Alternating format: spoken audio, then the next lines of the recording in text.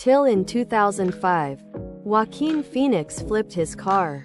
He heard someone tell him to just relax. Phoenix replied, "I'm fine. I am relaxed." The man replied, "No, you're not." The man then stopped Phoenix from lighting a cigarette while gasoline was leaking into the car cabin. The man was Werner Herzog. The man had people move a steamboat over a mountain just so he could make a film about moving a steamboat over a mountain. I'd listen to him. If I had heard Werner Herzog's voice after a car crash, I would have assumed I had died and was speaking to God himself. Werner Herzog animated this story. This story got wilder with every sentence. At first I thought he flipped his car because someone told him to relax. Werner Herzog finds you on the side of the road. You have flipped your vehicle over and in your confusion you try to light a cigarette, failing to notice the pool of gasoline that is gathering around you. Werner Herzog stops you. Werner Herzog says that you are not relaxed. "I am Werner Herzog." Read this in his voice.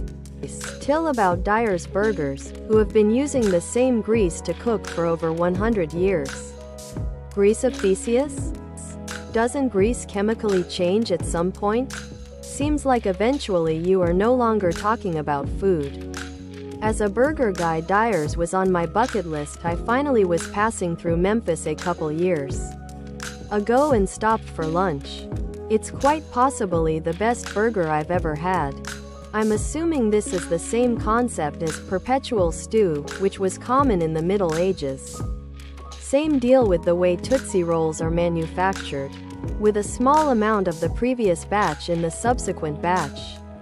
Statistically, most of that hamburger grease is gonna be a few days old at most, assuming a high turnover of customers.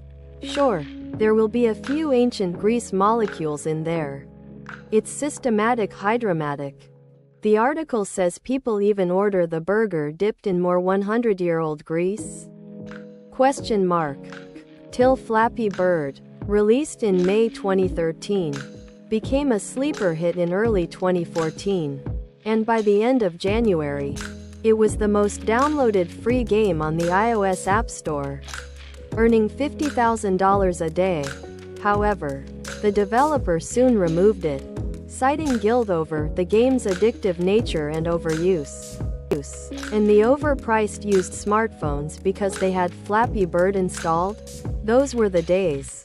Sometimes a simple game is made that just hits the exact balance of difficulty and addictiveness.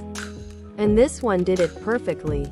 The first time you played it, you immediately knew exactly how it worked, and yet it kept the challenge of going further and further to the point where it was hard to put it down. Till I'm at the age where Flappy Bird is considered TIL. The gray hairs are growing at it. Also, let's not forget when they pulled it from the Apple Store, people started selling their iPhones for way over MSRP just cause the app was on it. I still own an iPad with the OG Flappy Bird installed. Lol.